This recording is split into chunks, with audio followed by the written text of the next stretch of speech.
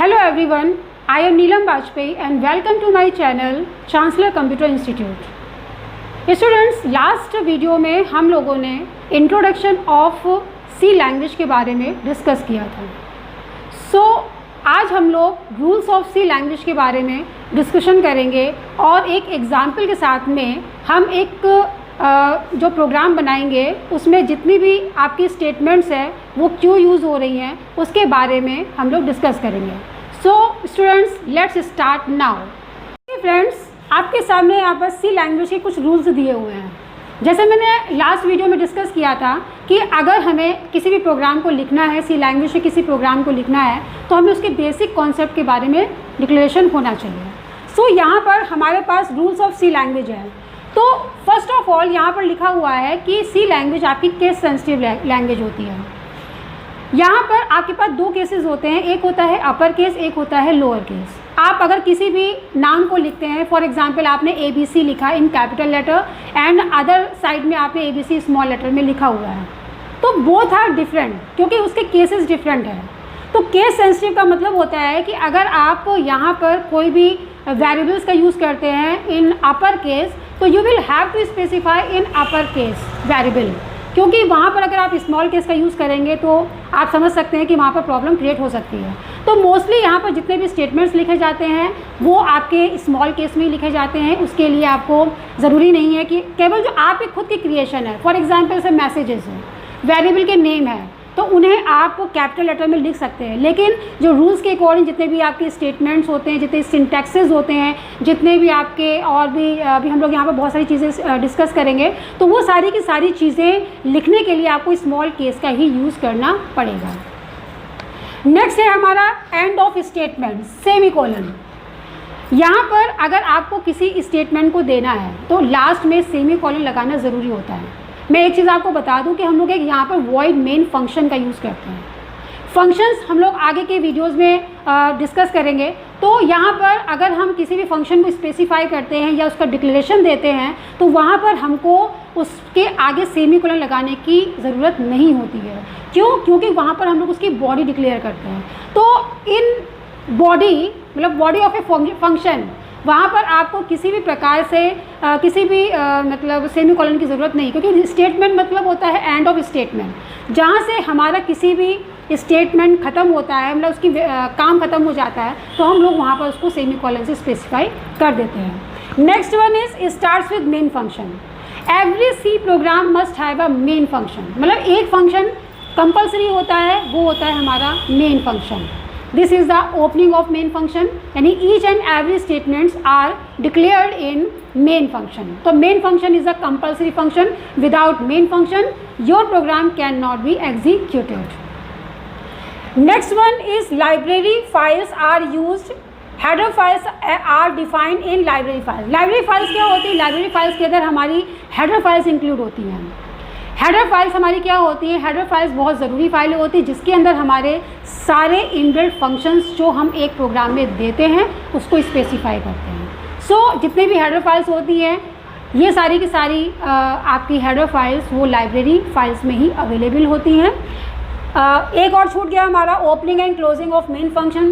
तो स्टूडेंट्स, यहाँ पर जब भी हम लोग मेन फंक्शन देते हैं तो opening of main function compulsory curly bracket of main function and last word हमें क्लोजिंग कर्ली ब्रैकेट का यूज़ करना पड़ता है, क्योंकि जितना भी आपका टास्क होता है वो आप मेन फंक्शन के अंदर ही स्पेसिफाई करते हैं। Last one is header file must be included at the beginning. Friends, यहाँ पर हमको जो हेडर फाइल्स होती है जो हम लोग अपने किसी भी प्रोग्राम के टॉप पर लिखते हैं तो वो हमें देना ज़रूरी होता है। क्यों ज़रूरी होता है? कि जितने भी आपके इनबिल्ट फंक्शंस होते हैं वो आपके हेडर फाइल्स के अंदर इंक्लूड होते हैं। तो these are the rules of C language. तो फर्स्ट ऑफ ऑल हमें ये सारे के सारे रूल्स को फॉलो करना पड़ेगा। Each and every statement must be written in small case और एवरी स्टेटमेंट के लास्ट में हमको सेमीकोलन का यूज़ करना है, केस सेंसिटिव का ध्यान रखना है। तो फ्रेंड्स, ये सारी चीज़ें हम लोग यहाँ पर देखेंगे और इसको हम लोग समझेंगे। अब हम लोग एक प्रोग्राम डिस्कस करते हैं, वो एक सैम्पल है प्रोग्राम का जिसके बेसिस पर हम अपने प्रोग्राम में जो जो चीज़ें इंक्लूड कर देंगे, that is the base of a program. मतलब कि यहाँ पर आप उस प्रोग्राम को जब लिखते हैं तो वहाँ पर हम लोग क्या क्या चीज़ें देते हैं, हेडर फाइल्स है, मेन है, तो वो कंपलसरी है। तो जो लाइनें कंपलसरी स्टेटमेंट्स के बिहार पर होती है वो हम लोग यहाँ पे स्पेसिफाई करते हैं कि वो क्या होती है और उसका क्या यूज़ होता है। So let's start. यहाँ पर हमारे पास एक एग्जाम्पल दिया हुआ है। यहाँ पर जैसे मैंने लिखा हुआ है hash include stdio.h hash include conio.h void main, और यहाँ पर देखिए ये होता है फंक्शन का निशान। ये एक फंक्शन है इसलिए इसके आगे सेमीकोलन का यूज़ नहीं किया हुआ है क्योंकि यहाँ से हमारा प्रोग्राम का काम शुरू हुआ है। जब हमारा प्रोग्राम शुरू होता है तो हम वहाँ पर सेमीकोलन का यूज़ नहीं करते हैं। तो मेन के बाद हम लोगों ने यहाँ पर कर्ली ब्रैकेट का यूज़ किया है, फिर उसके बाद CLR फंक्शन है, इसके आगे सेमीकोलन का यूज़ किया है, देन प्रिंटफ, इसके आगे एक मैंने मैसेज दिया है। देखिए आप यहाँ देख सकते हैं कि जो मैंने मैसेज लिखा है वो अपर केस में भी है, लोअर केस में भी है। तो जैसा मैंने बताया केस सेंसिटिव के बारे में कि जो आपकी खुद की क्रिएशन है, जो आपका खुद का डिक्लेरेशन है, वो आप चाहे अपर में लिखें चाहे लोअर में लिखें, आप उसको दे सकते हैं। तो मैंने यहाँ पर हेलो सी लैंग्वेज, ये एक क्या है, मैसेज है। इस मैसेज को जब हमारा प्रोग्राम रन होगा, आउटपुट होगा, ये हम अपने आगे के वीडियोस में डिस्कस करेंगे कि हम अपने प्रोग्राम को जब रन कराएंगे उसका आउटपुट कैसे आएगा, उसको हमें कैसे लिखना है, ये सारी चीज़ें हम लोग अपने वीडियोस में डिस्कस करेंगे। लास्ट वर्ड होता है getch फंक्शन, और यहाँ पर देखिए फिर से सेमीकोलन लगा हुआ है और यहाँ पर फिर से एक कर्ली ब्रैकेट जो हमने इसको क्लोज किया है। तो स्टूडेंट्स यहाँ पर आपको मैंने सिर्फ एक सैम्पल दिया है। अब हम यहाँ पर ये डिस्कस करेंगे कि ये सारी की सारी जो लाइनें मैंने लिखी हैं वो क्यों लिखी है, उसका क्या यूज़ है। तो ये क्या है हमारे पास stdio.h और conio.h, ये क्या है, हमारी हेडर फाइल्स हैं। हेडर फाइल्स जैसे मैंने आपको बताया कि हेडर फाइल्स आपकी क्या होती हैं, हेडर फाइल्स के अंदर जितने भी हमारे इनबिल्ट फंक्शंस होते हैं वो इनबिल्ट फंक्शंस हमारे हेडर फाइल्स के अंदर अवेलेबल होते हैं। अब जैसे कि अगर हम ये stdio.h की बात करते हैं तो इसके अंदर हमारे दो फंक्शंस होते हैं, एक होता है प्रिंटफ फंक्शन और दूसरा होता है scanf function.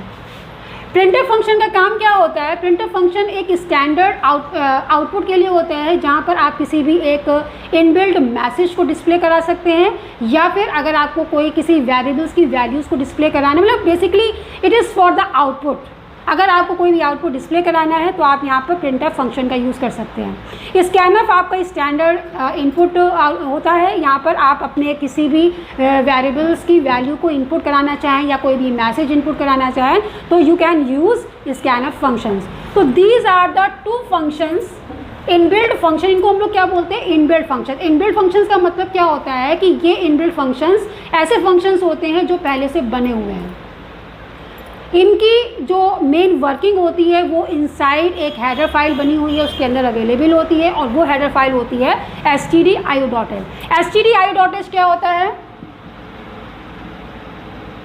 Standard input and output header files.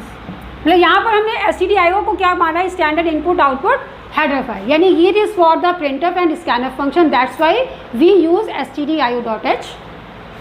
Next है हमारी conio.h जिसके अंदर हमारे दो और फंक्शंस होते हैं, CLR function, getch function. CLR का काम क्या होता है, to clear the screen. For example अगर आपको स्क्रीन को क्लियर करना है, आप स्क्रीन को क्लियर करना चाहते हैं तो आप यहाँ पर स्क्रीन को क्लियर करने के लिए CLR का यूज़ कर सकते हैं। getch का काम क्या होता है, देखिए जब हम अपने प्रोग्राम को लिखते हैं तो अपने आप कुछ नहीं होता है। अपने आप क्यों नहीं कुछ होता है, क्योंकि हर एक स्टेटमेंट को हम यहाँ पर लिखते हैं, स्क्रीन को होल्ड करना है, स्क्रीन का आउटपुट शो करना है, इनपुट कराना है, तो हमें अपने स्क्रीन पे जो भी लिमिटेशंस लगानी है वो स्वयं लगानी होती है। तो getch का मतलब होता है it takes a single character input from the user. अगर आपको यूज़र से कुछ इनपुट लेना है तो you can use getch function. तो here we use is to hold the screen. अगर आप चाहते हो कि आपका जब प्रोग्राम रन होता है उसका आउटपुट डिस्प्ले हो, तो आप चाहते हो कि आपका जो आउटपुट हो वो थोड़ी देर के लिए दिखे, आपको होल्ड हो, तो इसके लिए आप यहाँ पर getch का यूज़ कर सकते हो। तो ये दो फंक्शंस आपके अवेलेबल होते हैं conio.h के अंदर। तो यहाँ पर अभी हम लोगों ने getch के बारे में देखा कि कैसे यूज़ होता है। अब हम यहाँ पर ये देखते हैं कि जो कंसोल conio.h है, conio.h का मतलब क्या होता है, console input output header file. मैं एक बार ये सब चीज़ें यहाँ पर लिख देती हूँ ताकि आप लोगों को अच्छे से क्लियर हो जाए।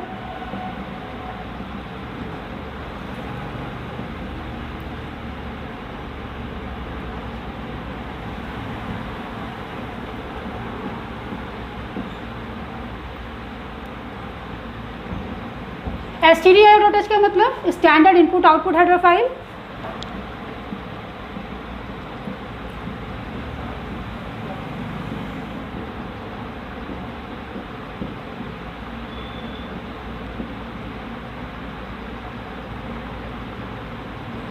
conio.h का मतलब होता है console input output header file.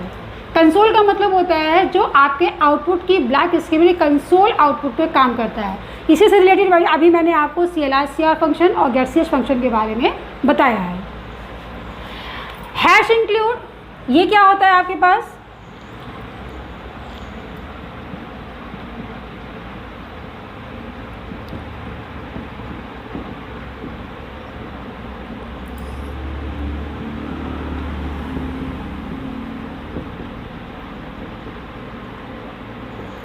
Hash include क्या होता है, ये आपके कंपाइलर को ये बताता है कि हमको यहाँ पर कौन कौन सी हेडर फाइल को इंक्लूड करना है। तो हैश इज़ अ टोकन, और ये बहुत कंपलसरी होता है किसी प्रोग्राम में। जब आप इस स्टेटमेंट को लिखेंगे hash include stdio.h hash include को, मतलब किसी भी हेडर फाइल को जब आपको इंक्लूड करना होगा तो ये टोकन आपको स्पेसिफाई करना कंपलसरी है। इसके बाद आपके पास आता है ये मेन फंक्शन। मेन क्या होता है, it is the opening of the program. Program की शुरुआत यानी एग्जीक्यूशन आपका मेन से शुरू होता है। The execution of any program starts from main function. जैसे मैंने बताया कि हर एक सी के प्रोग्राम में मेन कंपलसरी फंक्शन होता है, that is the beginning of the program. तो मेन फंक्शन हमारे प्रोग्राम के एग्जीक्यूशन के लिए यूज़ किया जाता है, जो आपको बहुत ही ज़रूरी तरीके से, मतलब ज़रूरी आपको एक प्रोग्राम में इंक्लूड करना होता है। इसके पहले मैंने लगाया हुआ है वॉइड। वॉइड क्या होता है,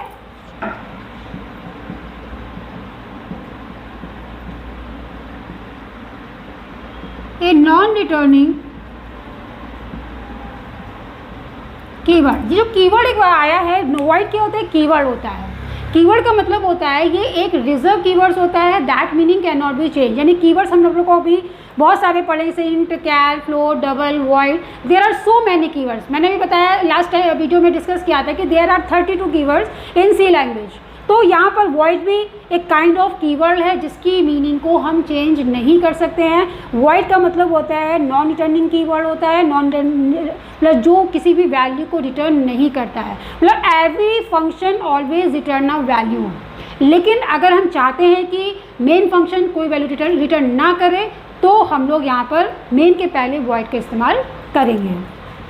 कुछ लोग यहाँ पर इंट का यूज़ करते हैं, कुछ लोग यहाँ पर फ्लोट। जैसे आपने देखा होगा कि किसी प्रोग्रामों में यहाँ पर इंट लगा होता है, तो जब यहाँ पर इंटीजर का यूज़ करेंगे तो यहाँ पर एक रिटर्न फंक्शन का यूज़ किया जाता है जो ज़रूरी होता है। तो यहाँ पर आपको रिटर्न ज़ीरो का इस्तेमाल ना करना पड़े, इसके लिए हम यहाँ पर क्या करते हैं, वॉइड का यूज़ करते हैं। इसको हम लोग आगे की वीडियोस में डिस्कस करेंगे कि रिटर्न का काम हम लोग, रिटर्न जो हमारे पास एक कीवर्ड है उसका हम लोग यहाँ पर यूज़ कैसे करेंगे, ये हम लोग आगे की वीडियोज़ में डिस्कस करेंगे।